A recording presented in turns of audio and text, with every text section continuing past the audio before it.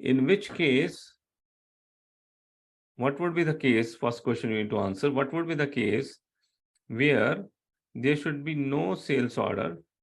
Without sales order, you would be creating a delivery. So there is a delivery type here with which, without any previous document, you will be directly creating a delivery document. What kind of this scenario can be?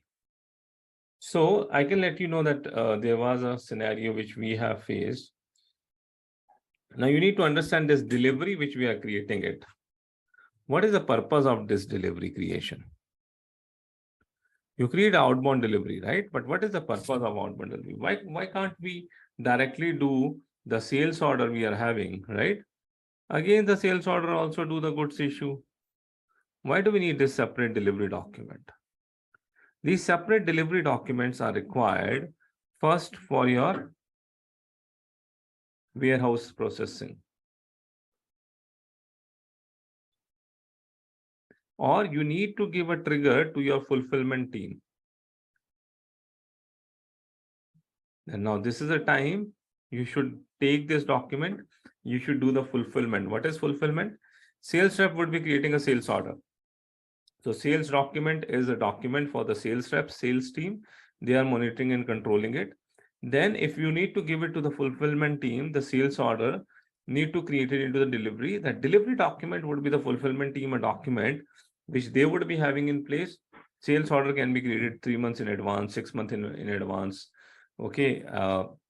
Materials are there, materials are not there. A lot of things can be there in the sales order. So sales order are not a right document for the fulfillment team, not a right document for the warehouse processing team, that what actually they need to do it.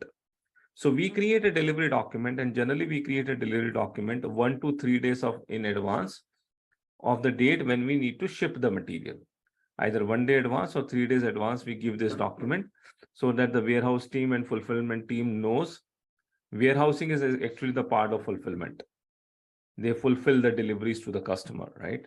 So they should be knowing that, okay, what exact material, what exact location, what exact quantity they need to get it done. Maybe customer has required 5,000 quantities, but right now we have availability of 400, 500. The delivery has only created for 400, 500. That is what we need to focus on to get it fulfilled. So there is some document required for the warehouse processing team that they would be able to check and monitor and process their warehousing activities. Fulfillment team need to be able to check it to make sure that they do the fulfillment process till the material reach to the customer and POD and invoicing has happened. Then you also require this document for the transportation planning. If you need to plan your trucks, if you need to plan your handling units, if you need to plan your resources, your freight providers, your carriers, you need to arrange. For that also you need some document, and generally delivery is the most common document which is used for it. So that is first thing you need to understand. What is the purpose of creating one more document as a delivery document? Because you need to give something to the warehouse team, fulfillment team, transportation planning team. You need to give this document. Okay, this is what actually you want to execute it. Plan your activities based on that. That is the purpose of delivery creation.